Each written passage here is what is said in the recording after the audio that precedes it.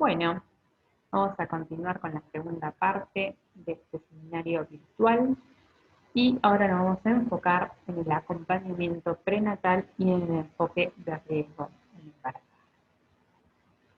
Entonces, ¿a qué llamamos cuidado prenatal?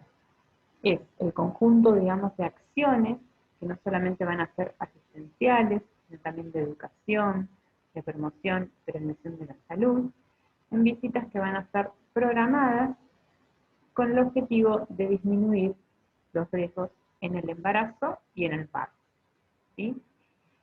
El cuidado prenatal no solamente va a ser, digamos, ejercido por un médico, sino que atrás de ello hay todo un equipo interdisciplinario conformado por enfermeros, por asistentes sociales, por licenciados en obstetricia, médicos obstetras, médicos ginecólogos, médicos generalistas, por odontólogos, nutricionistas y promotores de la salud.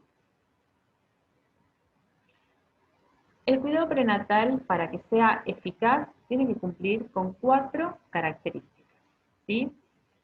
Primero, que sea precoz, o sea, que la primera consulta de embarazo sea dentro del primer trimestre de gestación. Que sea periódico, dependiendo de si es un embarazo de bajo o de alto riesgo.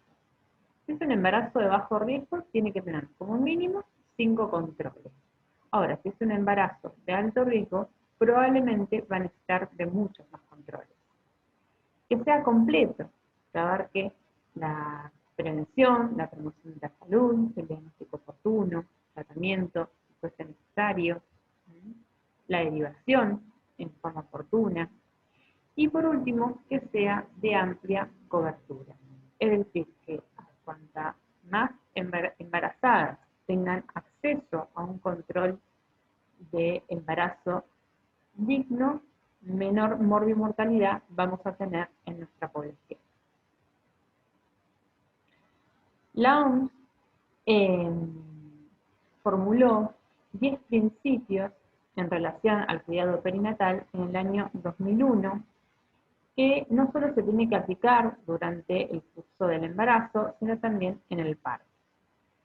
Nos habla de que la atención no sea medicalizada, ¿sí? Que solo se aplique tecnología simple, necesaria, aceptada, ¿sí?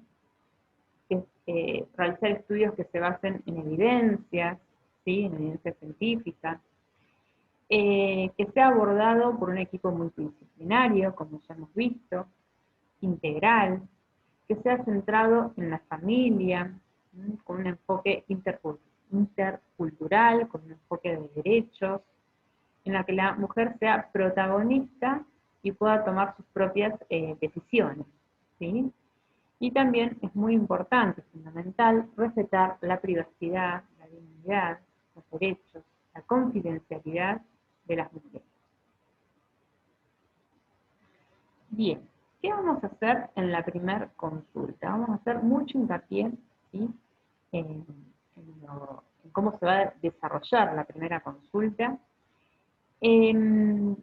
Y quería hacer una aclaración. Nosotros vamos a evaluar, cuando evaluemos en el parcial, en el final, lo que está escrito en la bibliografía. ¿Por qué aclaro esto? Porque van a ver que todo el tiempo yo les voy a hacer una comparación, digamos, de lo que dice la bibliografía con lo que sucede en la realidad, ¿sí? Y van a ver que va a haber algunas diferencias. Entonces, después a la hora de evaluar, nosotros por eso evaluamos solo la bibliografía, porque lo que sucede en la práctica puede variar, ¿sí? Según el ámbito del que estemos hablando, ¿sí? En cuanto a lo público, lo privado, y nunca evaluamos lo que decimos en cuanto a eso, ¿sí? Sino que nos basamos en la bibliografía. Entonces, lo primero que vamos a hacer es confirmar el embarazo, ¿sí? A veces van a ver que la paciente viene ya con un test de embarazo positivo, así que ya a partir de ahí lo vemos y ya podemos empezar a confeccionar la historia clínica. Y a veces no, viene con dudas, con que tiene un atraso, entonces ahí nosotros le vamos a solicitar el test de embarazo. En este caso. Una vez que lo confirmamos, vamos a abrir el CLAP. ¿Qué es el CLAP? Es la historia clínica perinatal. ¿Sí? Nosotros en la salita usamos como una doble historia. ¿Sí? Tenemos el CLAP por un lado, pero también tenemos la historia clínica digitalizada, entonces también hacemos un resumen, ¿sí? de lo que se evalúa, de lo que se dice, de lo que se indica en la consulta en la computadora. ¿Sí? También vamos a tener la libreta sanitaria, que se la va a llevar la embarazada y la va a traer en cada consulta. Y también solemos pedirle, ¿sí?, un cuadernito en el cual van a estar todos sus datos y donde ella va a ir, digamos, pegando los resultados de los análisis, de la ecografía, si se hacen interconsultas. También ahí se va a llevar un registro de las indicaciones que demos, ¿sí?, de las pautas de alarma, de cuándo va a ser el próximo control. ¿Sí? Es un cuadernito, digamos, que ellas van a llevar, además de la libreta sanitaria, consigo, y cuando tengan que hacer alguna interconsulta si es necesario, o cuando sean derivadas al materno, lo van a llevar también para que vean esos profesionales que se hizo en la salita. ¿Sí? Después lo que vamos a hacer es calcular la edad gestacional, ¿sí?, en un primer momento a través de la fecha de última menstruación. Después vamos a indagar, a medida que vamos preguntando, lo vamos escribiendo en la historia clínica, los antecedentes personales, ginecobstétricos, familiares. Vamos también a indagar un poco sobre los factores socioambientales, el lugar donde vive, donde trabaja, cómo es la vivienda, si tiene todos los servicios, el nivel de escolaridad, si sabe leer y escribir, si tiene, cómo es su situación laboral, si vive sola, si tiene pareja, si tiene sus hijos. Entonces ahora, hablando un poquito más de los antecedentes ginecobstétricos, que después vamos a ver cómo se registran en el CLAP. Los antecedentes obstétricos, ginecobstétricos, se refieren a embarazos anteriores, ¿sí? No habla de la gesta actual. Entonces, si esta mujer no ha tenido gestas previas a su primer embarazo, se dice que es nulípara o nuligesta, ¿sí? Ahora, si tiene antecedentes de gestas anteriores, puede ser primigesta, porque solamente tiene un embarazo anterior, o multigesta si tiene más de uno.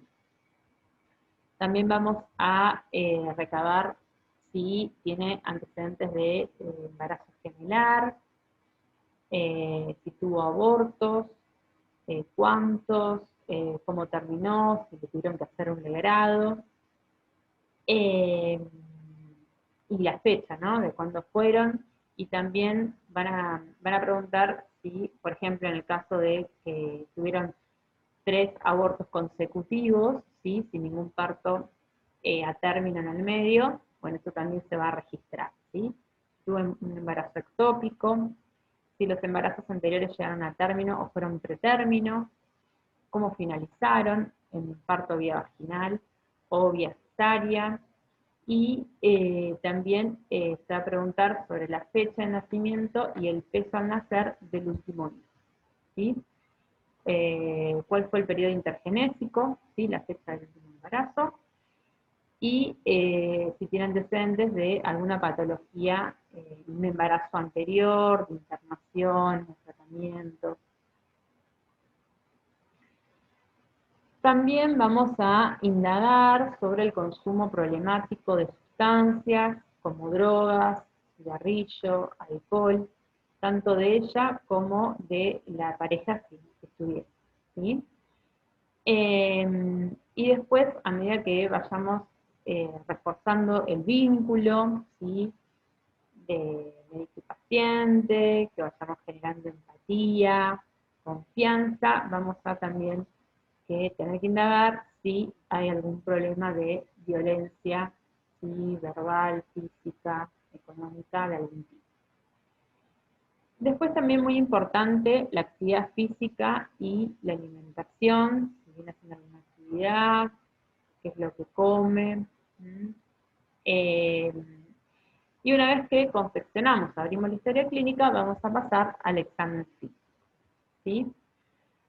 Después vamos a pedirle estudios de sangre, de orina, ecografía. Vamos a también a indagar un poquito sobre la vacunación, ¿sí? A veces tenemos la suerte de que ya traiga su carnet de vacunas en la primera consulta, pero la mayoría de las veces no es así que se lo vamos a pedir para que lo traiga en la consulta posterior. Y le vamos a pedir las interconsultas, que en primera consulta es a servicio social, ¿sí? Esto se da más que nada en el ámbito público, que le van a hacer una entrevista, ¿sí? Para ver cómo vive, ¿sí? Con qué se sustenta, qué necesidades tiene. Una interconsulta con odontología por la cuestión de esta facilidad que tienen las embarazadas de desarrollar caries. Y vamos a también pedirle un PAP y colposcopía. Entonces, volviendo, ¿sí? A lo primero que hay que hacer, que es confirmar el embarazo, ¿sí? Vamos a repasar un poquitito sobre el test de embarazo, que esto lo vimos en FSH1. Y bueno, recordemos que la hormona gonadotropina colinérica humana comienza a elevarse en sangre a partir de día 21, entre 21 a 25 días después de la fecha de la última menstruación, en caso de que haya habido embarazo, y que va a tener un crecimiento exponencial, ¿sí? En las primeras 5 semanas, para llegar a un valor máximo entre las 8 y 10 semanas. Y luego comienza a descender, ¿sí? Los test de embarazo tenemos en orina, que es el más accesible, en la salita es gratuito, ¿sí? Y es un test que es cualitativo, o sea, nos dice si es positivo o negativo. Y si no, tenemos también la determinación por sangre, que se la puede solicitar en la salita, que nos da tanto una información cualitativa como cuantitativa. O sea, no solamente nos va a decir si es positivo o negativo, sino también nos va a determinar la cantidad que hay de esa hormona en sangre.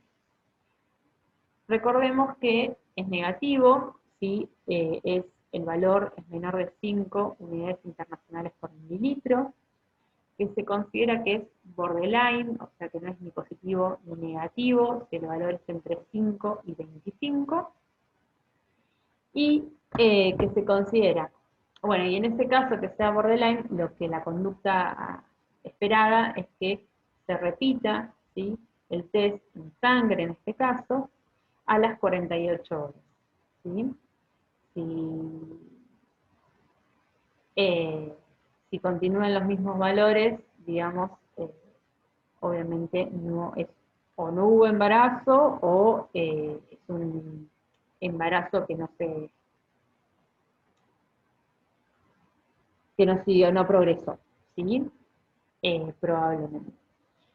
Y después, si es mayor de 25 unidades internacionales por mililitro, se considera positivo, ¿sí?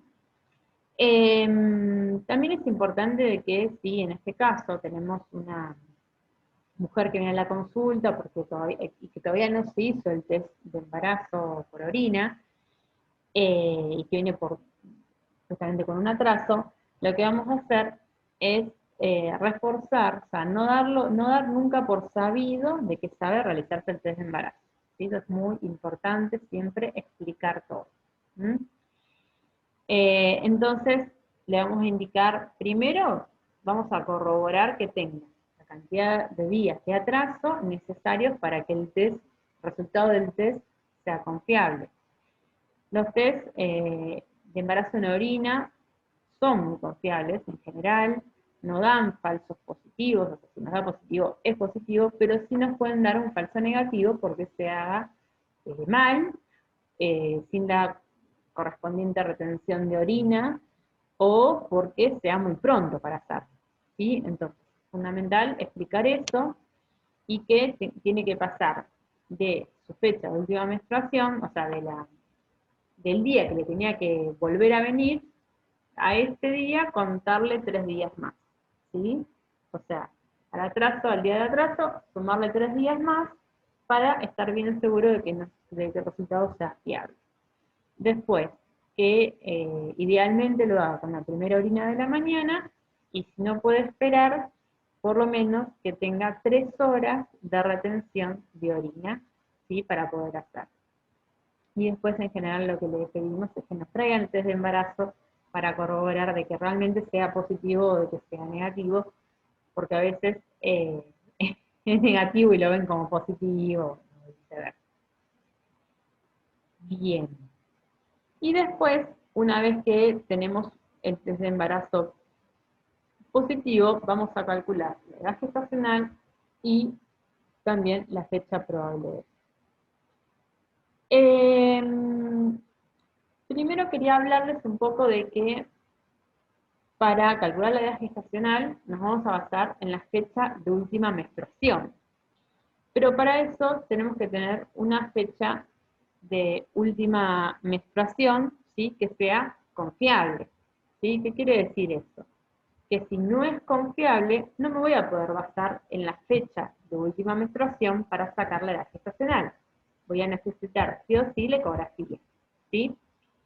Entonces, para que una fecha de última menstruación sea confiable, la mujer tiene que ser regular, es decir, menstruar todos los meses, se tiene que acordar muy bien, ¿sí?, de su fecha de última menstruación, y que en los últimos 3 meses previos, digamos, no haya usado ningún método anticonceptivo hormonal, ya sea orales o inyectables, ¿sí? Si se cumple con todo eso, o sea, se acuerda, es regular y no está usando ningún método, bueno, decimos que la FUM es confiable y entonces a partir de ahí voy a sacar la edad gestacional. ¿Sí? Como, bueno, tenemos por ejemplo la regla de NAL, que esa la han visto, que es al primer día de la última menstruación, le suman 7 días y le restan 3 meses. Pero lo que usamos en general en la práctica es el gestograma, ¿sí? Que es este disquito que ven acá, ¿sí?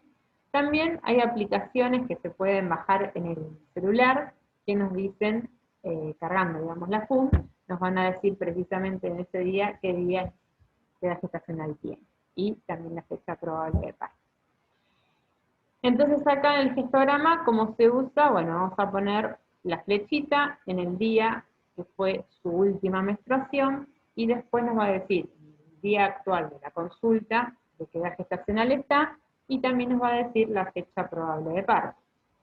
Que siempre la fecha probable de parto es a las 40 semanas. Cuando cumple las 40 semanas, ahí se estima que es la fecha probable de parto. ¿Sí? Probable porque puede ser, difícilmente sea ese mismo día, ¿sí? Generalmente es un poquito antes o unos días después, ¿sí? Independientemente de eso, ¿sí?, de lo que dije hasta ahora, siempre hay que confirmar la edad gestacional que sacamos, digamos, con la ecografía. Por eso es muy importante que la ecografía sea realizada, en la medida de lo posible, de forma precoz, ¿sí? Entre las 11 y las 14 semanas, ¿sí? Porque ahí es cuando es más precisa la ecografía para sacar la edad gestacional, ¿sí? Después de esta fecha va aumentando el margen, digamos, de error en cuanto a la edad gestacional. Estoy hablando de la edad gestacional. Entonces, si tengo la posibilidad de tener esa ecografía en este momento, voy a comparar la edad gestacional que me da para el día que es la consulta, el día que tengo la consulta con la embarazada, ¿no? La edad gestacional que me da para esta fecha la ecografía y la que me da cuando yo la saco por FUM. Sí, y bueno, si es la misma fecha, que también es difícil, pero si es la misma fecha, bueno, quiere decir que la FUM también es confiable y que ese embarazo lo puedo seguir con la edad gestacional sacada por FUM, ¿sí? Al igual que la fecha probable de parto sacada por la FUM, ¿sí? Ahora, si hay una diferencia, ¿sí?, entre la edad gestacional sacada por la ECO y sacada por la FUM, más igual o mayor de 2 semanas, ahí se dice que hay mucha variabilidad, mucha variación, entonces lo que hago es seguir el embarazo, o sea, seguir la edad gestacional por la fecha que me da la ecografía, al igual que sacar la fecha probable de parto, la que me da la ecografía. ¿Sí? Bien. Y, bueno, como habíamos dicho, tenemos la historia clínica perinatal, el CLAP, y esta es la libreta sanitaria. ¿Sí? La libreta sanitaria se la va a llevar la mamá, la va a traer en todas las consultas, y es muy importante porque tiene, aparte de varios consejos, ¿sí? Para la mamá, también acá va a ir un resumen, digamos, de todos los controles del embarazo, también de cuando sea el parto, se va a transcribir todos los datos, del nacimiento, van a ir también todas las vacunas de la mamá, del puerperio y las vacunas del bebé, ¿sí? Al igual que después se van a anotar los controles, ¿sí? El peso, la talla, el perímetro cefálico, en todos los controles del bebé. Todo acá en la libreta sanitaria, así que hay que tratar de no perderla. Bueno, ¿cuáles son los objetivos de hacer esta historia clínica perinatal? Bueno, desde ya tiene obviamente un valor legal, ¿sí? Que nos ampara a nosotros de que hicimos todo lo que teníamos que hacer, ¿sí? En cuanto a los controles. Después nos sirve también para planificar de cómo tiene que ser la atención de la embarazada y de su hijo, ¿sí? Para unificar las medidas, ¿sí? La recolección de los datos, que todos hagamos lo mismo, ¿sí? Y también para la capacitación del equipo de salud, para conocer las características de nuestra población y para hacer trabajos de investigación. Entonces acá tenemos el CLAP, el famoso CLAP, y fíjense en que lo que vemos sombreado, o en este caso pintado de amarillo, ¿sí? Nos indica en forma rápida, ¿sí? Que si están marcados, quiere decir que hay factores de riesgo en este embarazo, ¿sí? Entonces, bueno, vamos a ver cómo se llena. Acá tenemos nombre, apellido, domicilio, teléfono, ¿sí? Importante siempre seguir un orden, ¿sí? Al igual que en el examen físico y que en el interrogatorio, para no olvidarnos de nada. Completar todo con letra clara, legible, ¿sí? Que nos cuesta tanto, y llenar todo, ser prolijos, ¿sí? Fecha de nacimiento de la mamá, la edad, fíjense en que acá, si tiene menos de 15 o más de 35 años, ya hay que marcarlo, y constituye un factor de riesgo. Si sabe leer y escribir, si tiene estudios, ¿sí? Y cuál fue el año de mayor nivel que alcanzó, si está en pareja, si está soltera, si vive con alguien, si está sola, dónde se realiza el control, el número de documento, ¿sí? Importante, al igual que el teléfono, siempre pedir los teléfonos por las dudas. Y después vamos a ir a los antecedentes, ¿sí? De la familia y de ella. Entonces fíjense en que hay determinadas patologías sobre las que vamos a preguntar, como tuberculosis, diabetes, hipertensión, eclampsia, cirugía genitourinaria previa, ¿sí? Cardiopatías, nefropatías, violencia. Y después vamos a ir en los antecedentes que habíamos hablado, ginecobstétricos anteriores. ¿Sí? Acá no hablamos del embarazo actual, solo de los anteriores. Entonces, fíjense, estas previas, acá obviamente se pone el numerito. Abortos, como les decía, si tiene 3 abortos espontáneos seguidos, ¿sí? Hay que marcarlo. Cantidad de partos, vaginales o cesárea, si nacieron vivos, si nacieron muertos, si los que nacieron vivos viven, o si alguno falleció dentro de la primera semana o después de la primera semana de nacimiento. Después del último parto, cuánto pesó, Si pesó menos de 2,5 kilos o más de 4 kilos, hay que anotarlo. Si hay antecedentes de gemelos, ¿sí? De ectópico también.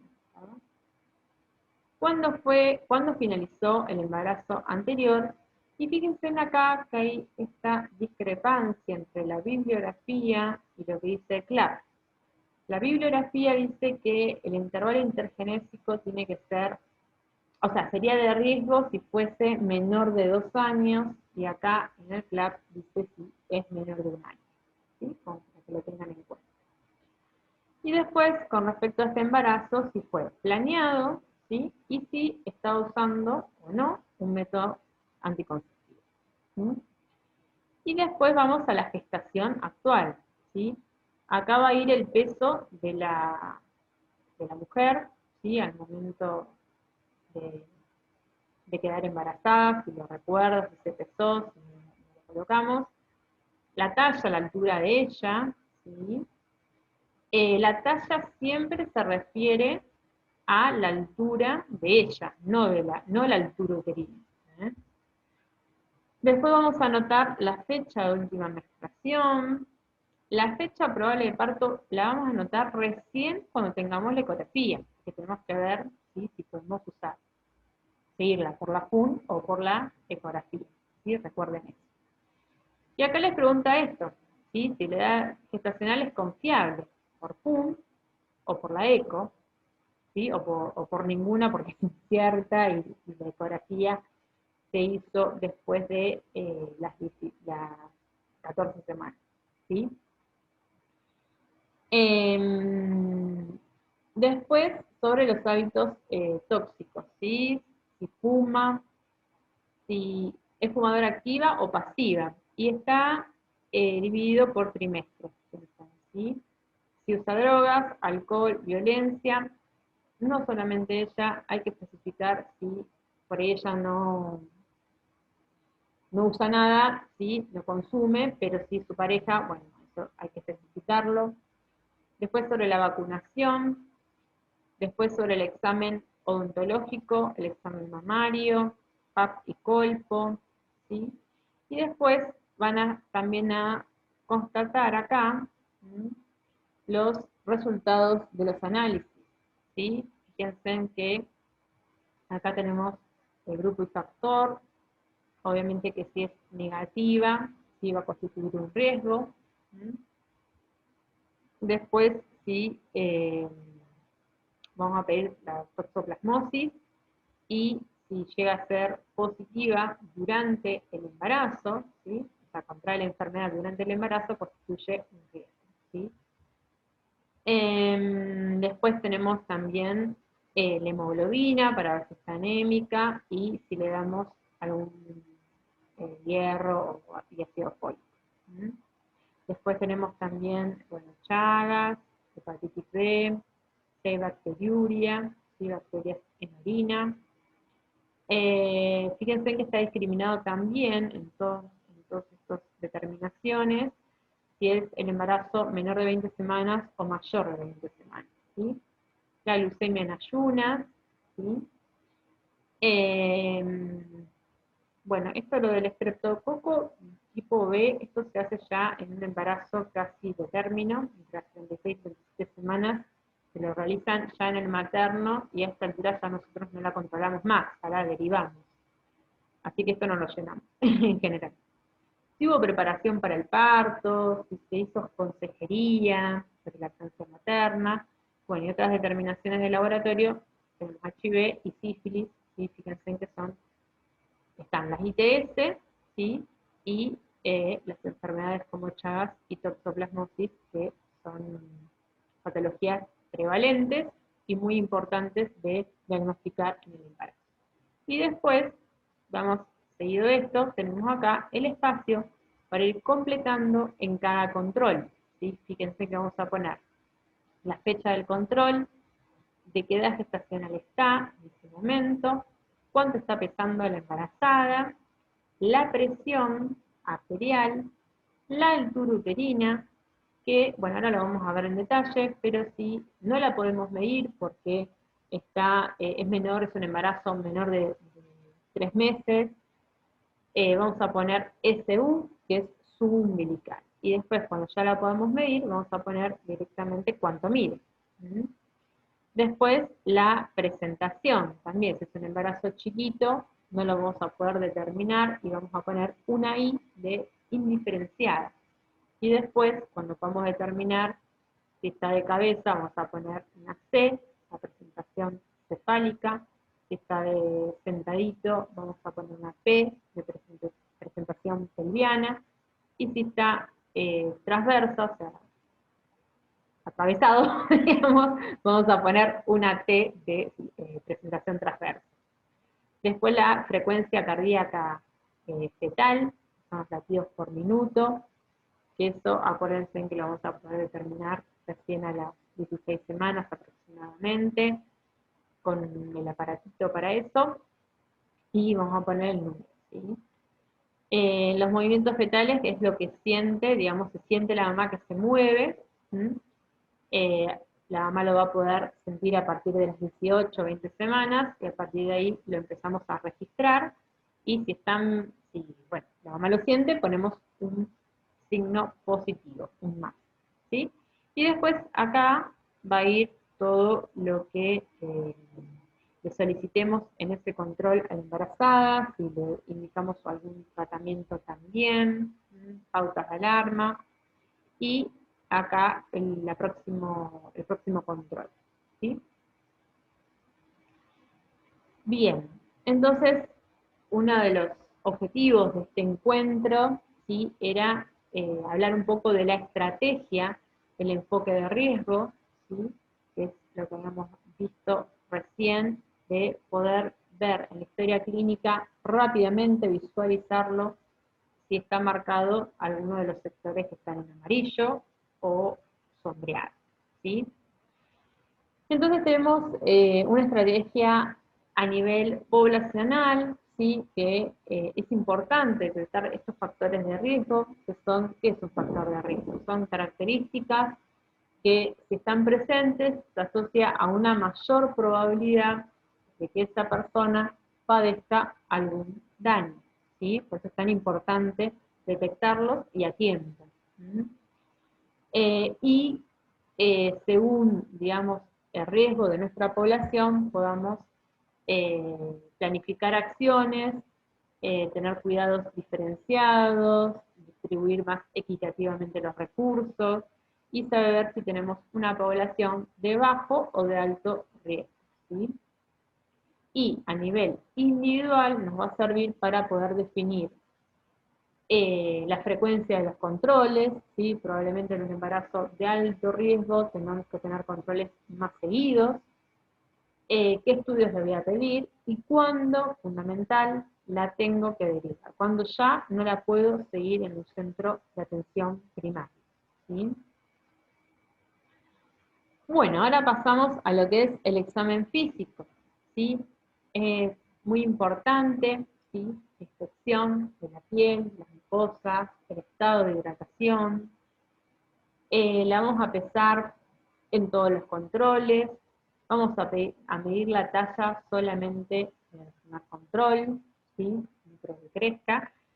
Y en relación con el peso y la talla, vamos a sacar el índice de masa corporal, ¿sí?, que nos va a dar una idea del estado nutricional con que llega, con que inicia, digamos, el embarazo, si está dentro de los parámetros normales, o está empezando un embarazo con bajo peso, ¿sí?, con desnutrición, o con sobrepeso u obesidad, que tanto un extremo como el otro son factores de riesgo, que yo tengo que tomar una medida pronto, ¿sí? Por ejemplo, hablar sobre la alimentación, que eso igualmente hay que hacerlo siempre, y derivarla a nutrición, ¿sí? Después también nos va a salir para ver cómo va progresando ese peso y alertarnos, ¿sí? Si aumenta de pronto en un mes más de 3 kilos, bueno, son signos como de alerta, de por ahí ver qué está pasando, ¿sí?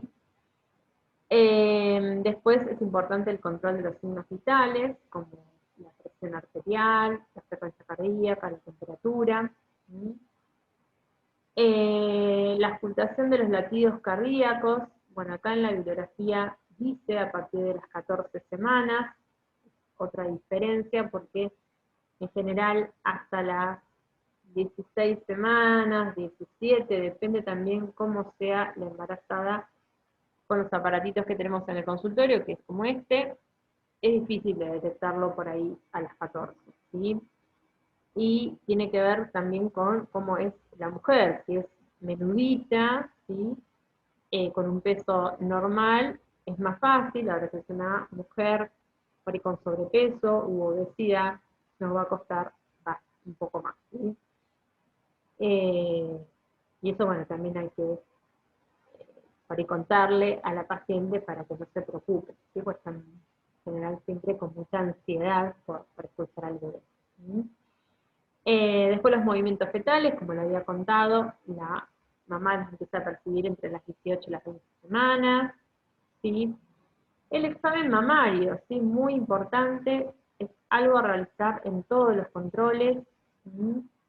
Es importante para ver, bueno, para ver cómo es la mama, que no haya ningún tipo de tumoración, o una secreción anómala, que no haya ninguna infección, cómo son los pezones, que están los dos eréctiles, ¿sí? Por ahí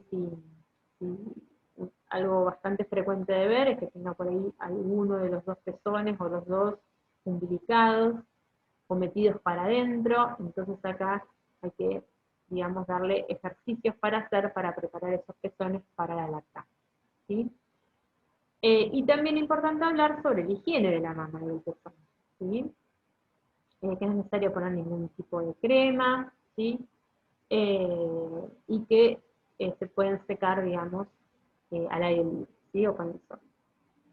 También vamos a evaluar los miembros inferiores, la presencia de edemas, de varices y el hábito evacuatorio, ¿sí? Tiene problemas de constipación, ¿sí?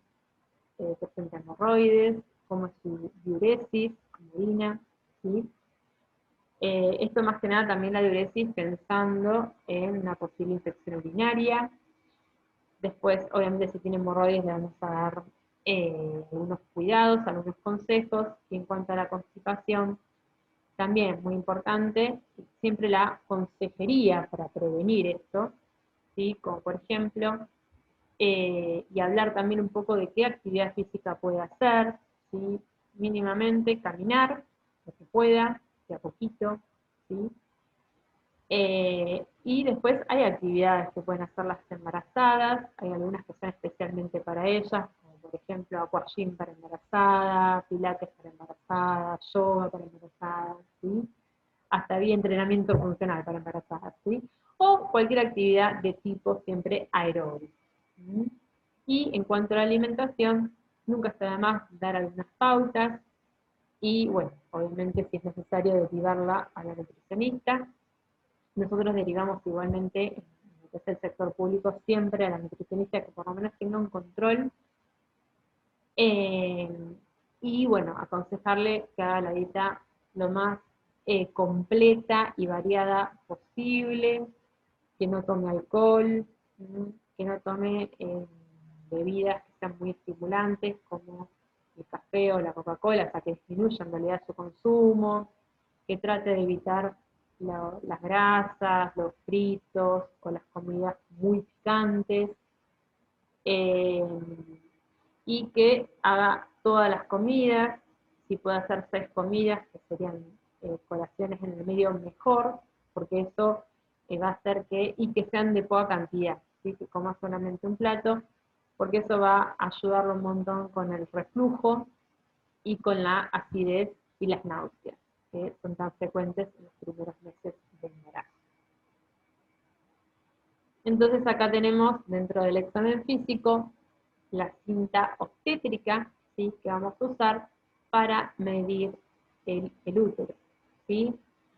La cinta obstétrica, bueno, es una cinta confeccionada especialmente para medir panzas, porque tiene que ser, digamos, flexible y inextensible, ¿sí? No se tiene que estirar porque si no, no sirve. Y vamos a ver que podemos empezar a medir la pancita a partir de los 3 meses, ¿sí? Antes de los 3 meses no, porque, digamos, el útero está dentro de la pelvis, por lo tanto no lo vamos a poder palpar. ¿Sí? Está subumbilical, nosotros llamamos subumbilical. A partir de los 3 meses, ahí sí, vamos a empezar a medir la pancita. Acá tenemos también unas referencias rápidas como para saber de qué mes está. Cuando llega el útero al ombligo, podemos saber que está aproximadamente de 5 meses. Cuando llega a una región equidistante entre el ombligo y el apéndice cifoides, está de 7 meses. Y cuando ya el útero le llega hasta el apéndice cifoides, está de 9. ¿Sí? ¿Y para qué nos sirve, digamos, medir la altura uterina? Bueno, es una forma también de evaluar el crecimiento y el desarrollo del bebé. Es algo que se tiene que hacer en todos los controles.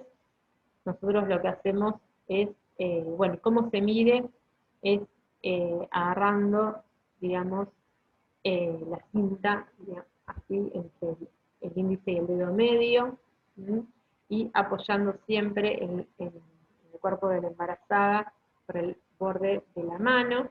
Entonces, el 0 va a estar en el borde superior de la sínfisis pubiana, o sea, primero voy a palpar bien la sínfisis pubiana, y ahí voy a marcar el 0 con la cinta, y después voy a agarrar con mis otros 2 dedos la cinta, y voy a ir palpando y corriendo los dedos hasta tocar con mi reborde de la mano el fondo uterino. Ahí marco bien y ahí sé cuánto mide la panza, ¿sí? El útero. Eso obviamente lo van a poder aprender mejor con la práctica. ¿Sí? Entonces, yo tengo bueno, del otro, si doy vuelta a la cinta, ¿sí? Me va a decir de cuánto más o menos, en qué rango tiene que estar la altura uterina con respecto a la edad gestacional. ¿Sí? Y también en el CLAP voy a tener un cuadro, ¿sí? En el que me va a marcar, ¿sí? Donde voy a ir marcando también la altura uterina con respecto a la edad gestacional, y si está dentro de los valores normales. ¿Sí? Entonces, ¿para qué es eso? Y para ver de que vaya creciendo y que no se detenga el crecimiento, ¿sí? Tiene que ser una curva. ¿Eh? Entonces, ¿eso qué significa? Más o menos va aumentando por mes 3 centímetros aproximadamente. Puede ser un poquito más, puede ser un poquito menos, pero esa es la media. Ahora, si yo veo que me aumenta menos de lo que tiene que ser para su edad gestacional, entonces yo ahí tengo que sospechar, ¿sí? Que o el embarazo se detuvo, ¿sí? Que está muerto, o que es un RCIU, o sea que hay un retraso de crecimiento intrauterino, o que hay una disminución del líquido amniótico, un oligohidrámico, ¿sí? Entonces, si yo sospecho eso, ¿qué voy a hacer? Pido una ecografía urgente. ¿Mm? Y en el otro extremo, si me da una altura uterina mucho mayor de la que tiene que ser para la edad gestacional, voy a sospechar o un bebé macrosómico, o sea, un bebé muy grande para lo que tiene que ser para su edad gestacional, o que sea un embarazo gemelar, o que todo lo contrario, que haya un aumento del líquido amniótico llamado polihidramia. También en este caso voy a solicitar una ecografía urgente. ¿Sí? Esta es la forma de diagnosticarlo, o sea, de pensar en estas patologías a través de la medición de la altura uterina. Es tan importante. Y bueno, ¿y qué estudios complementarios le voy a pedir? Bien, le voy a pedir un hemograma para ver si los glóbulos blancos, para ver si está anémica, la urea y la creatinina para ver la función renal, la glucemia para detectar una posible diabetes gestacional y la serología. ¿Sí? Por un lado tenemos las infecciones de transmisión sexual, como sífilis, HIV y hepatitis B, que esto recomendamos que si está en pareja, pedírselas también a la pareja, ¿sí? Y otras serologías como la toxoplasmosis y el CHAD. ¿Mm?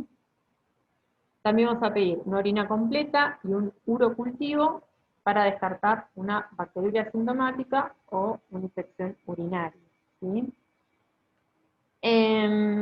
Y en la primera consulta, solamente en la primera consulta vamos a pedir el grupo y factor, ¿sí? Porque si llega a ser RH negativa, va a necesitar otro tipo de seguimiento, ¿sí? Bien, y volviendo a la ecografía, ¿sí? Habíamos hablado de que es importante que la primera sea precoz, entre las 11 y las 14 semanas, por el hecho de que hay menos margen de error para determinar la edad gestacional y la fecha probable de parto, ¿sí? Después, la segunda ecografía la vamos a pedir entre la semana 20 y 22, y una tercera ecografía, que es lo que recomienda la Organización Mundial de la Salud, entre las 33 y las 35 semanas. Nosotros en la salita, de la unidad sanitaria, solo alcanzamos a hacer, con suerte, 2 ecografías, las 2 primeras ecografías, y ya la tercera se la hacen en el materno, ¿sí? Nosotros hacemos los controles hasta la semana 36, ahora. A partir de las 32 semanas las seguimos cada 15 días, ¿sí? Hasta las 32 semanas las vemos una vez por mes, que siempre va a ser, se van a ir al consultorio con un turno programado para la próxima visita. A partir de las 32 cada 15 días, y a las 36 semanas la derivamos al materno. ¿Mm? Y después, esto también es una información importante a saber, las diferencias en la visualización de la gesta, si la ecografía se hace por vía transvaginal o por vía transabdominal, ¿sí? Van a ver que por la vía transvaginal, o sea, con un transductor en la vagina, se puede ya ver el saco gestacional a partir de la 4ª semana, o sea, bastante precoz. Al embrión, a la 5ª, y a la 6ª ya se puede ver los movimientos y escuchar el latido cardíaco, ¿sí? En cambio, la vía transabdominal no es tan precoz y lo vamos a ver un poquito después, ¿sí? Fíjense en que el saco gestacional entre la 5ª y la 6ª, al embrión entre la 6ª y la 7ª, y los latidos cardíacos y los movimientos fetales entre la 7ª y la 8ª. ¿Por qué es importante saber esto? Porque si tenemos una mujer que viene con test de embarazo positivo y tiene una FUM de 4 o 5 semanas, eso que puede pasar, le vamos a pedir directamente una vía transvaginal, ¿sí? Porque si no, no lo vamos a ver. Bien, ¿y para qué nos sirve la ecografía? Bueno, como habíamos hablado, para confirmar la gestacional, la fecha probable de parto, para constatar que el bebé esté en una localización normal, intrauterina, y que no sea un embarazo ectópico, para determinar la vitalidad del embrión a través de sus movimientos y del latido cardíaco, y la cantidad, si es un embrión, si es más de uno, la cantidad de líquido amniótico, si hay alguna malformación fetal, si hay alguna alteración de la placenta, si hay un retardo de crecimiento intrauterino, por ejemplo, entre otras cosas, ¿sí? Y ahora vamos a hablar de la vacunación. Habíamos dicho de que era importante de que si la mujer no trae el carnet de vacunas en la primera consulta, solicitárselo para que lo traiga en la siguiente consulta, ¿sí? Una de las vacunas que nos vamos a fijar de que tenga es la vacuna antitetánica, ¿sí?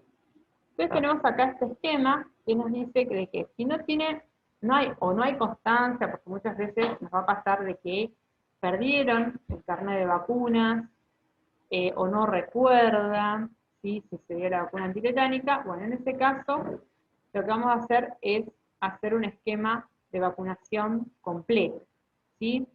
Es decir, le vamos a dar una primera dosis de la triple acelular, que es la vacuna antitetánica, o sea, para el tétanos, junto con la vacuna de la tos convulsa, ¿sí?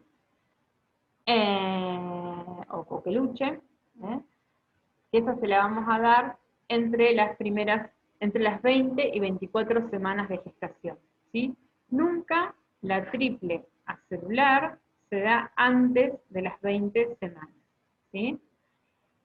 Y después le vamos a dar una segunda dosis de toxoide tetánico entre las 26 y 32 semanas y una tercera dosis de toxoide en el sexto mes de puerperio. Ahora, si nos trae el carnet de vacunas, ¿sí? Y tiene una vacunación antitetánica previa, nos vamos a fijar si el esquema está completo o no. El esquema son 3 dosis, ¿sí? Sí, y tiene una validez de 10 años, digamos, ¿no? Cada 10 años siempre hay que hacer un refuerzo. Entonces, si no tiene el esquema completo o pasaron más de 10 años del último refuerzo, le vamos a dar una dosis de la triple acelular entre las 20 y las 24 semanas de embarazo. Acá, esto es obviamente sacado de la bibliografía, nos dice que si el esquema está completo y el último refuerzo fue antes de los 10 años, ¿sí? Pasaron menos de 10 años, que no se vacuna. Pero acá hay un error, ¿sí? Porque en realidad nosotros vacunamos, sería lo mismo que acá, ¿no? Le vamos a dar a todas las embarazadas, ¿sí? Sí o sí tenga el esquema completo o no, hayan pasado más de 10 años o no, le vamos a dar a todas, ¿sí? El refuerzo de la triple celular entre las 20 y las 24 semanas.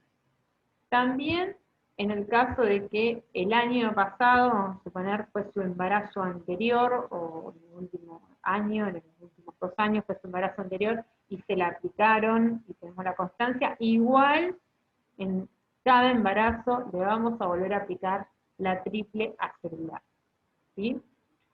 Otras vacunas tenemos la antigripal, que, bueno, la vacuna de la gripe, se puede dar en cualquier momento del embarazo, independientemente del momento del año que sea, ¿sí?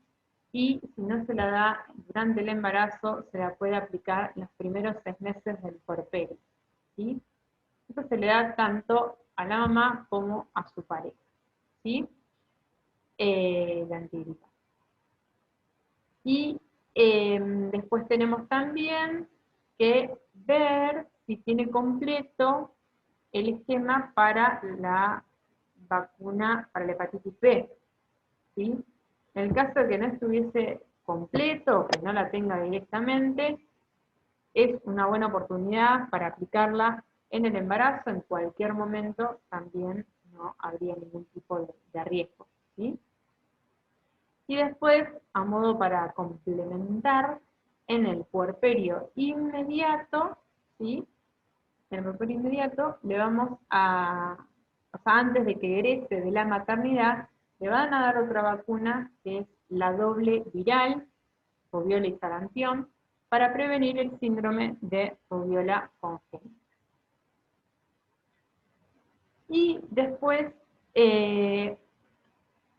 aparte, en el control de salud es muy importante la educación para la salud, ¿sí?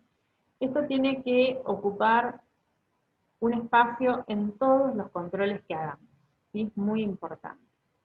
¿Y de qué vamos a hablar? ¿De qué se trata? ¿Qué es la educación? Bueno, una de las cosas que vamos a tocar es la promoción de la lactancia materna, ¿sí? Fundamental evaluar, ¿sí? Si la mamá tiene hijos anteriores, cómo fue su experiencia con la lactancia materna, ¿sí? Porque eso nos va a hablar mucho de qué va a pasar en este embarazo, de preguntarle si tiene ganas de darle la teta a su hijo, ¿sí? Eso es muy importante. Y siempre haciendo hincapié sobre los beneficios para el hijo, para ella, para la familia. Marcar la diferencia entre lo que es darle a su hijo su leche y una leche artificial. Hablar también sobre cómo es la higiene de la mama y el pezón, sobre las técnicas de amamantamiento, sí, es muy importante. En el caso de que la mamá tenga que trabajar sobre todas las técnicas de extracción de la leche y su conservación. Y siempre explicitar de que la lactancia tiene que ser a demanda, a libre demanda, hasta los 6 meses como mínimo, exclusiva, y después mixta hasta los 2 años. ¿Sí? Pero mínimo hay que garantizar la lactancia en los primeros 6 meses de vida. ¿Mm? Después otro de los temas a hablar es la preparación integral para la maternidad y la paternidad. ¿Sí? ¿Por qué es tan importante? Bueno, porque tenemos que acompañarlos, ¿sí? Apoyarlos para que el transitar por el embarazo y el parto sea exitoso y se sientan cómodos y disminuir sus miedos. ¿Sí? Hay que facilitarles, digamos, una preparación tanto física como psíquica, por eso es tan importante de promocionar que hagan los cursos de preparto, ¿sí? Para que entiendan todas, la mamá pueda entender todo lo que le va pasando, todos sus cambios que son normales, esperables, ¿sí? Lo que va a ir sintiendo, ¿sí? Los ejercicios que puede hacer, ¿sí? La alimentación, hasta cómo preparar el bolso, ¿sí?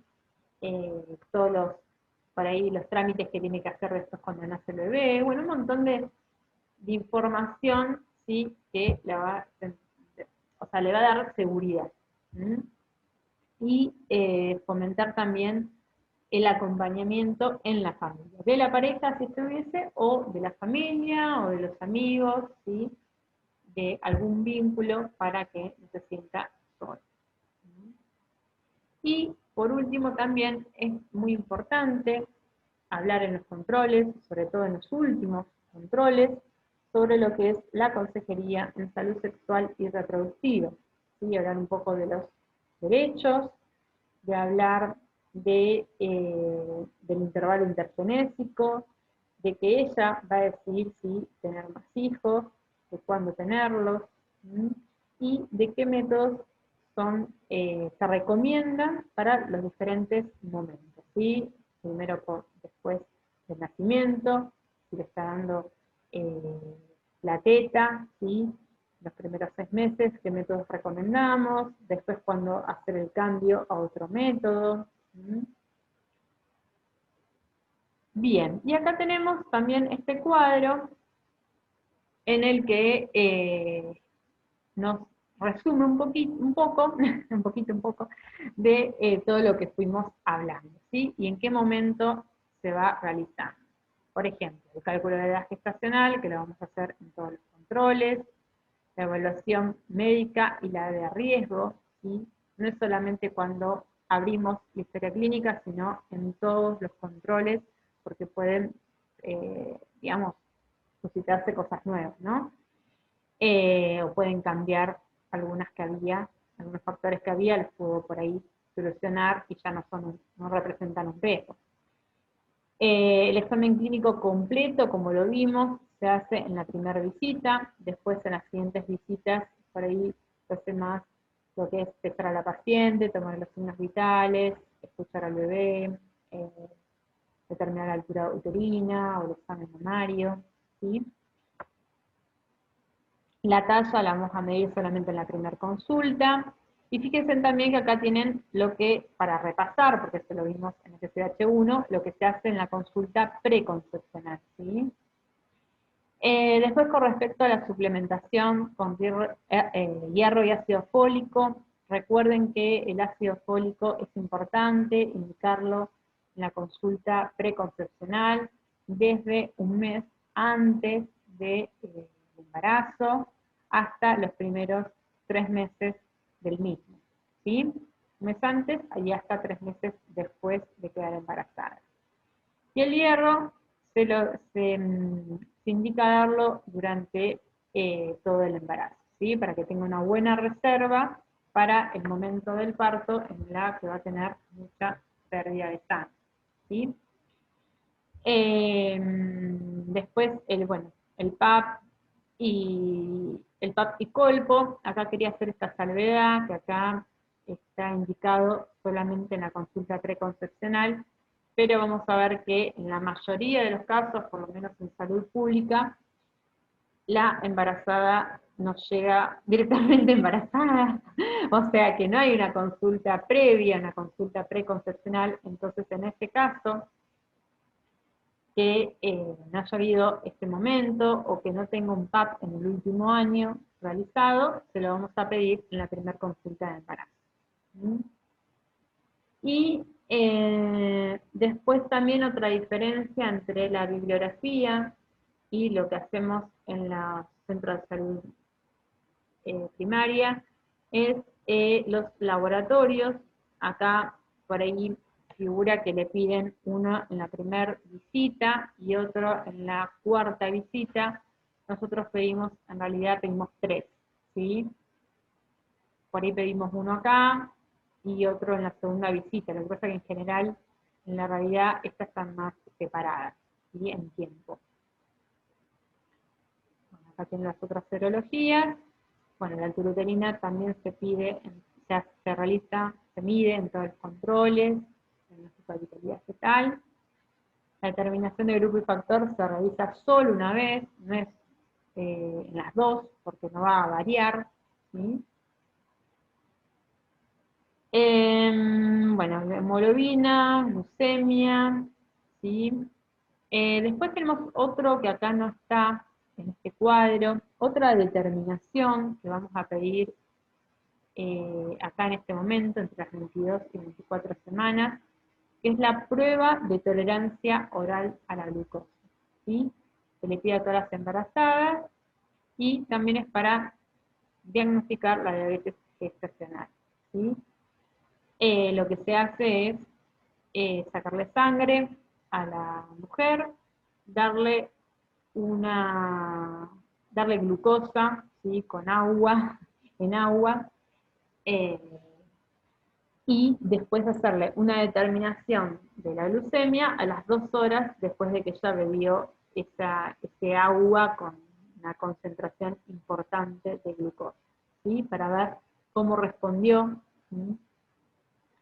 La insulina, ¿sí? Si respondió correctamente o quedó con valores altos de glucemia en sangre, y en este caso se hace un diagnóstico de diabetes gestacional y se hace un tratamiento. ¿Mm? Bueno, orina, urocultivo, el examen odontológico que se pide solamente en la primera visita y el examen mamario en todas las visitas. Las recomendaciones, ¿sí? En todos los controles. Y después, muy importante esto, que es las pautas de alarma que le vamos a dar a las embarazadas al finalizar cada consulta, ¿sí? Siempre van a ser las mismas pautas y siempre las vamos a volver a explicar, se las vamos a anotar en el cuaderno, ¿sí? Que consulten, ¿sí? Inmediatamente, si tienen fiebre, 38 grados o más, si tienen dolor, ardor para hacer pis, si tienen algún dolor agudo que en cualquier parte del cuerpo, que va aumentando de intensidad, que no calma con ninguna posición, ¿sí? Que es diferente a lo que ella venía sintiendo, que también que consulte. Si de pronto una de las mamas se pone más dura, aumenta de tamaño, se ve roja, caliente y muy dolorosa, también que consulte. si cambia las características del flujo, cambia de color, tiene olor feo, o le genera ardor o picazón, también que consulte. Si tiene sangrado, por más que sea leve, también que consulte. Y si tiene, por ejemplo, vómitos que no ceden con nada, que no tolera los líquidos ni los sólidos, también sería un motivo para que concurra a una guardia o, o a la consulta, ¿sí? Bien, bueno, con esto voy finalizando, ¿sí? El encuentro. Espero que les haya servido, que haya sido claro. Cualquier duda o consulta, acuérdense que tienen un foro destinado para eso, o la mensajería vía campus. Y también recomendarles que para el encuentro del miércoles que viene, el encuentro en vivo, traten de tener más o menos todo leído, la bibliografía, para despejarse las dudas, utilizar ese momento para despejarse las dudas, además de hacer el trabajo práctico, ¿sí? El trabajo práctico, que consiste en 3 situaciones clínicas, en las que después tienen preguntas orientadoras para ir trabajando sobre esos casos clínicos. Pedimos que idealmente ya estén resueltos para el encuentro, y que ese encuentro, que es solamente de 2 horas, podamos, sí, debatir sobre esas respuestas y sobre dudas que hayan generado, por ejemplo, en lo que se habló en el seminario o lo que encontraron en la bibliografía. Bueno, muchas gracias por la atención y nos vemos la semana que viene.